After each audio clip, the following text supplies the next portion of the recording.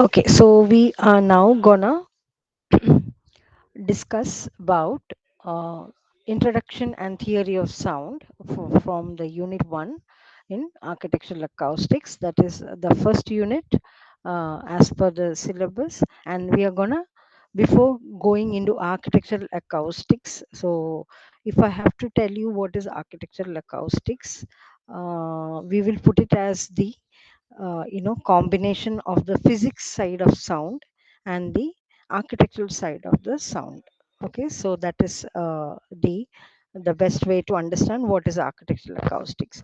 So before we understand the architecture side of the sound, okay, we need to understand the physics side of sound.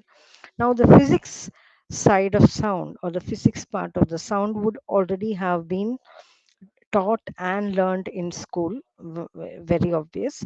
But we are going to look into certain concepts, certain applications which we will require to bring in to understand the architecture aspect of the acoustics, or the sound theory of sound, that is acoustics.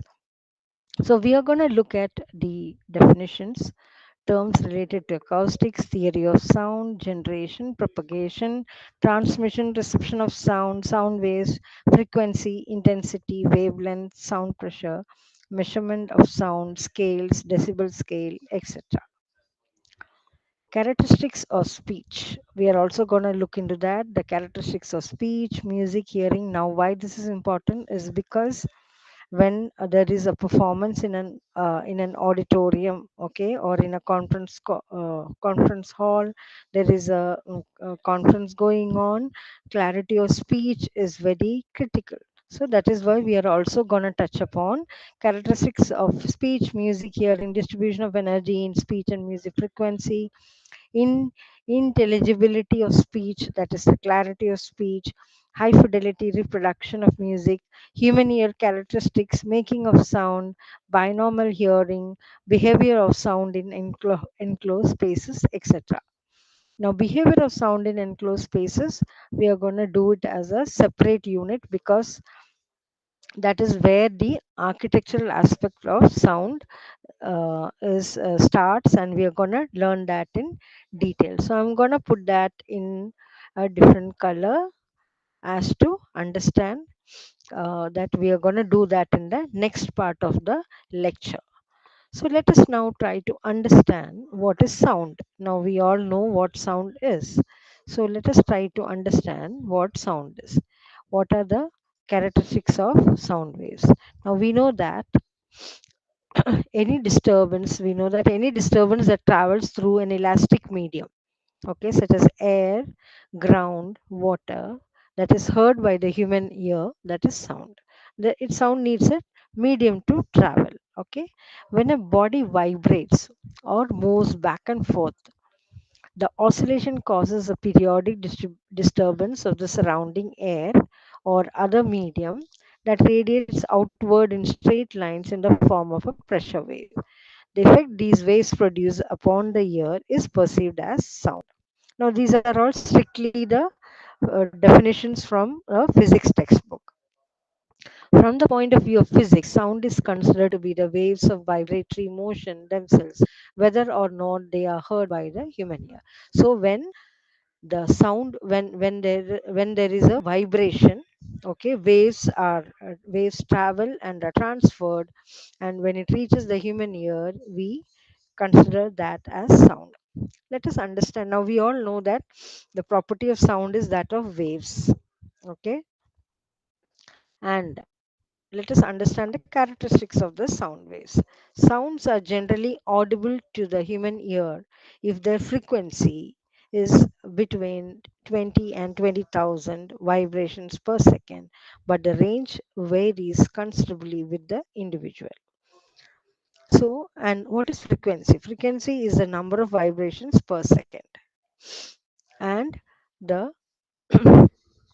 audibility of sound, if it is between 20 and 20,000 vibrations per second. That is, the frequency of a sound is between 20 and 20,000 hertz. Then we say that those sounds are audible to the human ear. Sound waves with frequencies less than those of audible waves, that is 20 hertz, are called subsonic. Those with frequencies above the audible range, that is beyond 20,000, are called the ultrasonics. So, subsonic less than 20 hertz, ultrasonic more than 20,000. A sound wave is usually represented graphically by a wave, horizontal line. The upper part of the wave, as you see here, this is the crest, this is the trough, and the distance between two crests is called the wavelength. It's a very scientific representation of a sound wave. So let us from this understand the crest is actually the, what is the crest? Crest is the upper part of the wave and the lower part of the wave, that is the trough. The length of a sound wave or the wavelength is measured as the distance from one point of the greatest condensation to the next, following it from any point on one wave to that of the next set of waves. It depends on the velocity of sound in a given medium at a given temperature and upon the frequency of vibration. So, what are the two characteristics on which the wavelength depends? It depends on the velocity of sound in a given medium and upon the frequency of vibration. So, wavelength is characterized by velocity and frequency of sound. Okay, and how it can be determined by dividing the numerical value of velocity by the frequency of sound. So, wavelength is equal to velocity divided by frequency. So, as simple as that.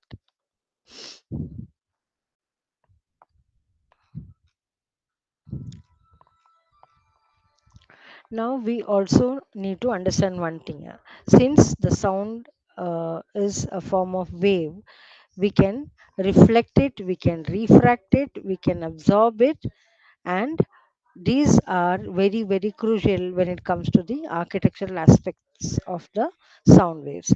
So the reflection of sound waves can result in an echo, okay, which is an important factor in the acoustics of theaters and auditoriums. A sound wave can be reinforced with waves from a body having the same frequency of vibration, but the combination of waves of different frequencies of vibration may produce beats or pulsations or may result in other forms of interference. Now, characteristics of speech and hearing is not that relevant for us to discuss, but we will just look at what is loudness. Loudness is a loudness is a psychological. I'll just highlight this. Loudness is a psychological effect of sensation produced through the ear, produced through. Okay, just made a correction here. Produced through the ear, and it depends on the intensity of it. It depends on the intensity of sound or the amount of energy present in the sound waves while entering it. So that is the soundness aspect.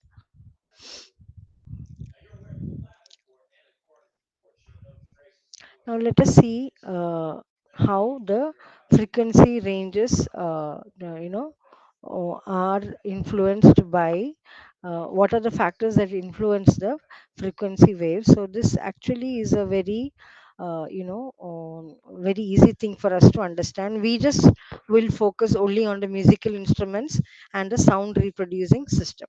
Okay, the dark box in the upper part of the chart mark the playing range of common musical instruments, which is what is shown over here. So, the mechanism of instruments usually sets the lower limit of the playing range, whereas the skill of the performer determines the upper limit. There's considerable variation in frequency ranges of reproducing systems in any one class, depending upon the application, size, and the design. Let us look at something that is more, relevant to us now.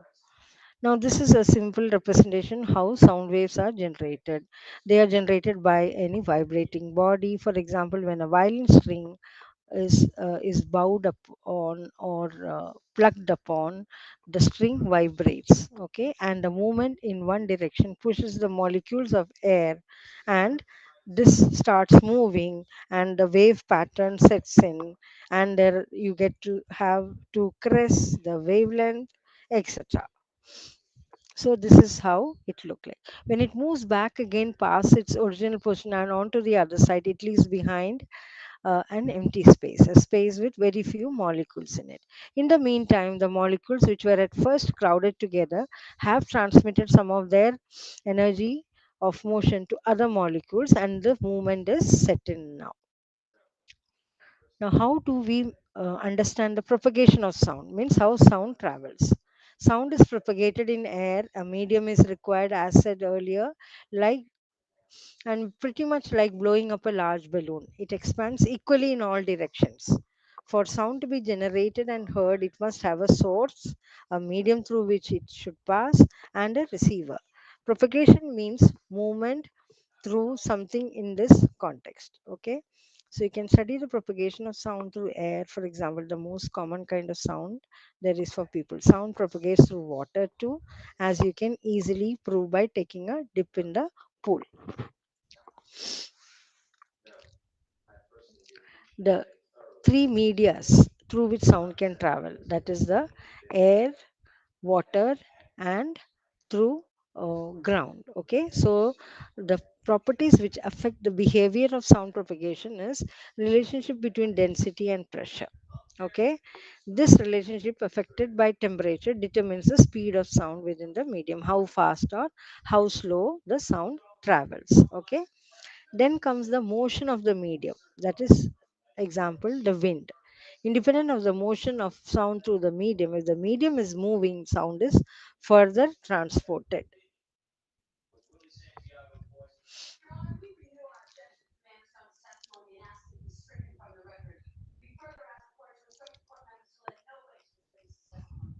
Then comes the viscosity of the medium. This is the third important aspect for understanding the propagation of sound. Viscosity of the medium. This determines the rate at which sound is attenuated. For many media, such as air or water, attenuation due to viscosity is negligible. So, sound is a sequence of waves of pressure which propagates through compressible media such as air or water. They also propagate through solids, but there are additional modes of propagation. And when sound propagates, it gets reflected, it gets refracted, and it also gets absorbed. So this is the comparison to that of a balloon. When you blow a balloon, it expands equally in all directions. The same happens to sound as well. As if there is a small sound, it tends to spill over all over the place. Vibrating sources are many and varied in the world. Vocal cords, a membrane of animal hide, synthetic material, metal, glass, etc. Everything. Okay. Medium of sound transmission must be present to transmit vibrations of a sound source. Two efficient mediums of sound transmissions are gas, as in air, and liquid, such as water. Sound cannot be transmitted in vacuum. Water is a more efficient transmitter of sound compared to air as it travels faster and farther in water. The reason is due to the density of water.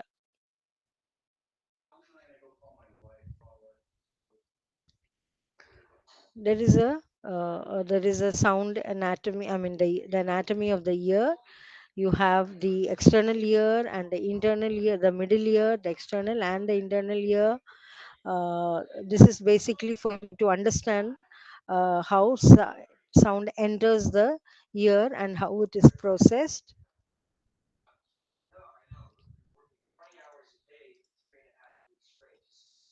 Okay, so this is the basic introduction. Here we know that why should we understand the physiological acoustics? It is a study of transmission of sound and how it is heard by the human ear. Sound travels in waves, vibrations that cause compression and rarefaction of molecules in the air. Sound reception, response of an organism's oral mechanism, the ear, to a specific form of energy change or sound wave. Sound waves can be transmitted through gas, liquid, or solid, but the hearing function of each species is particularly sensitive to stimuli from one medium. Sound energy is transmitted through air as a traveling pressure wave. The human ear has three main sections: the outer, the middle, and the inner ear. Sound waves enter the outer ear, travel through the ear canal to the middle ear. The ear canal channels the waves to your eardrum, a small, thin, sensitive membrane stretched tightly over the entrance to the middle ear. The waves causes your eardrum to vibrate. It passes these vibrations onto the hammer, one of the three tiny bones in a ear. The hammer vibration causes the anvil, the small bone touching the hammer, to vibrate. The anvil passes these vibrations to the stirrup, another small bone which touches the anvil. From the stirrup, the vibrations pass on to the inner ear. The stirrup touches a liquid filled sac and the vibrations traveled into the cochlea. So that is basically the medium. Inside the cochlea, there are hundreds of special cells attached to nerve fibers which can transmit transformation information to the brain. The brain process the information from the ear and lets us distinguish between different types of sound. So that is pretty much about introduction of sound theory, the physics part of it, and the basic definitions. After this, we shall move on to the basic architectural aspects of sound, that is how sound behaves in an enclosed space. So let us now move on to the behavior of sound in an enclosed space.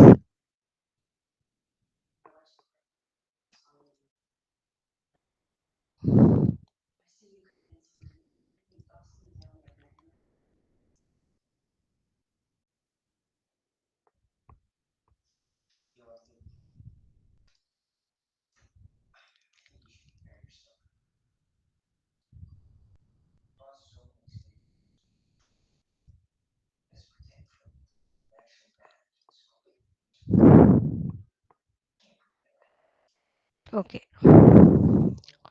so let us try to understand the physical properties of sound. Okay, the earlier ones that we had discussed was the theory part of the sound and its and the basic characteristics of sound.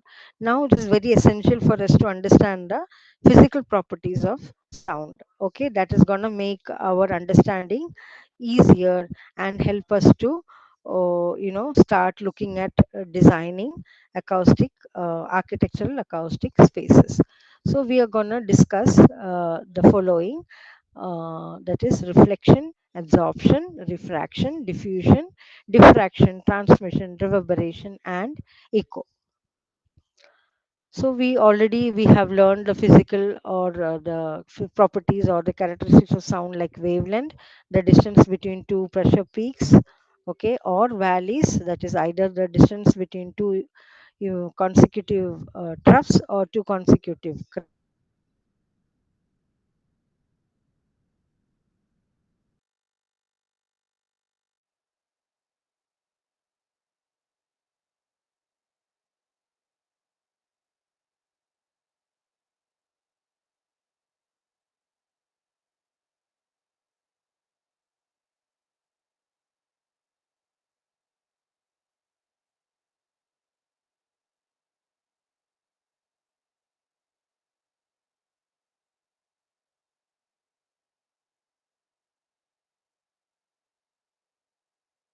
Valley, which is the lower point. Pitch is the highness or lowness of a tone determined by the capacity of the oscillations producing it, and these above mentioned properties of sound determines the behavior of sound generally either in an open or enclosed space.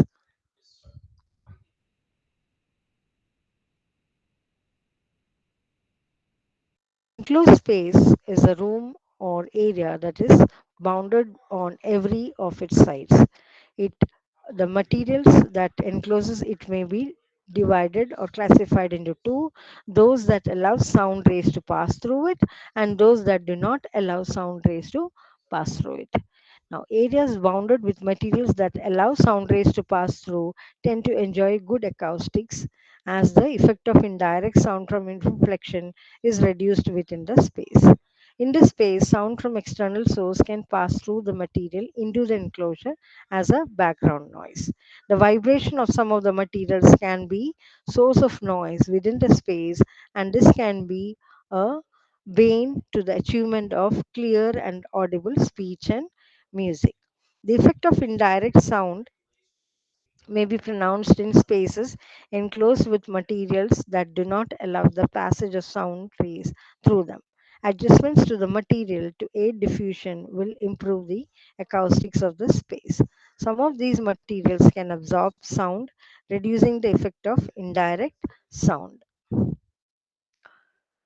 Now let us try to understand reflection, absorption, refraction, diffusion, diffraction, transmission. Reflection occurs when the wavelength of a sound wave is smaller than that of the surface of an obstacle. In this case, in the case of an enclosed space, the sound waves hit every side of the enclosure continuously until the sound energy reduces to zero. The amount of waves reflected depends on the smoothness, size, and softness of the materials of enclosure. The angle of incidence of sound rays is equal to that of the reflected rays only if the surface of the reflector is flat. But when it is curved, the angles are different. Coming to absorption, when sound waves hit the surface of an obstacle, some of its energy is reflected while some are lost through its transfer to the molecules of the barrier. The lost sound energy is said to have been absorbed by the barrier. The thickness and nature of the materials, as regards its softness and hardness, influences the amount of energy that is absorbed. Refraction. This is the bending of sound when it travels from one medium into another medium. The difference in the composition of the two different media bends the sound, that is, the angle of incidence changes into an angle of refraction as it travels into the new medium. Diffusion is the scattering of waves from a surface.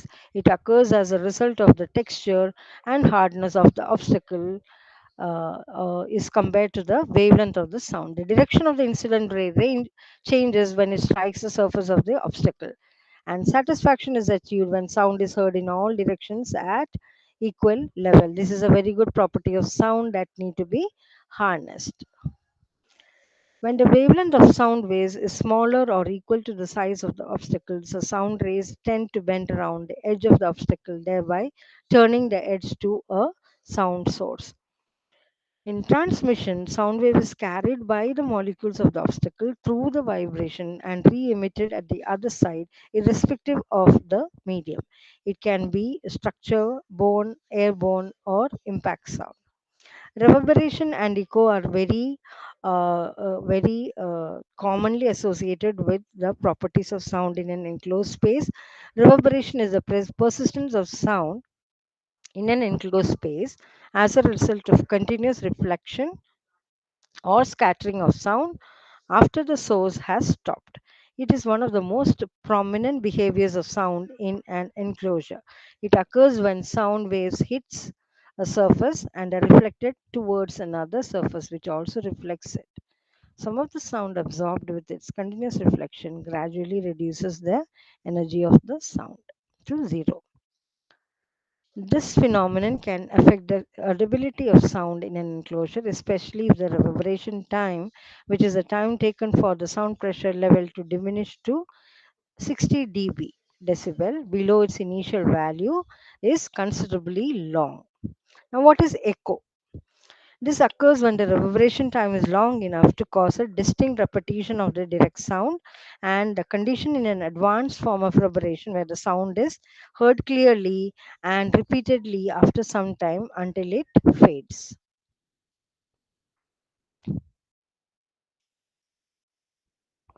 Now let us summarize this behavior of sound, uh, looking at the factors that influence the behavior of sound in an enclosed space. The way in which sound behaves in an enclosed space depends on the following aspects: reduction in its intensity of sound. This is due to the fact that the distance between source and the receiver is either more or less. Absorption of direct sound by the audience. Okay, absorption of direct and indirect sound by surfaces, reflection of sound from right angled corners, dispersion of the sides of an enclosure, edge diffraction of sound, sound shadow, primary reflection, panel resonance, etc. So these are the various factors that affect the behavior of sound in an enclosed space. Let us take a quick look at what is panel resonance. Sound waves can propagate through a solid material by panel vibration. Okay, it does not actually penetrate the material but causes it to vibrate due to its vibration property, and that then acts as a secondary source. Primary reflection depends on the angle of incidence, which is equal to the angle of reflection. Also, the nature of sound reflector is important. Sound shadow: any barrier interrupting a sound wave will create a shadow, just like in the case of light rays.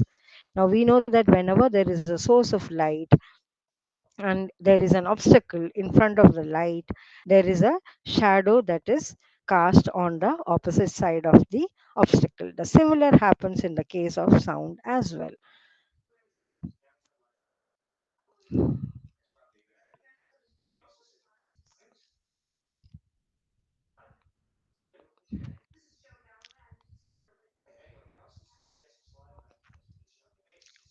Now there is an important aspect which is called a reverberation time. For reverberation times of 1.5 seconds or less, the effect of reverberant overhang on the clarity of speech will be minimal.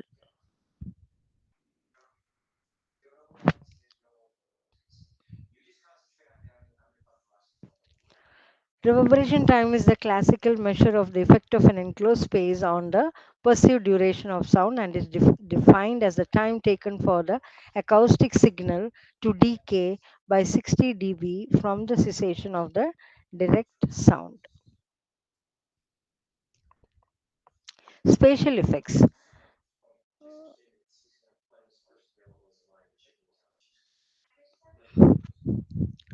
Objective envelopment or early lateral energy fraction is a measure of the ratio of early energy arriving at a point from lateral directions to total early energy arriving at that point.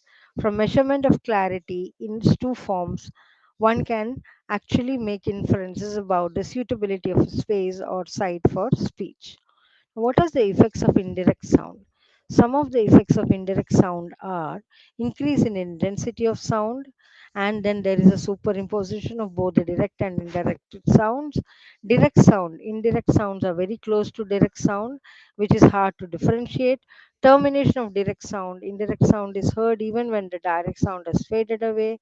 Termination of first reflection, equilibrium reached between input power and loss, first reflection. So these are the effects of indirect sound, which should actually be kept to the minimum. So with this, we come to the end of the first session of Unit 1 in architectural acoustics, that is the characteristics of sound, behavior of sound, the physical properties of sound, the physics aspects of sound, and architectural aspects of sound, various properties of sound, what happens to sound in an enclosed space, etc.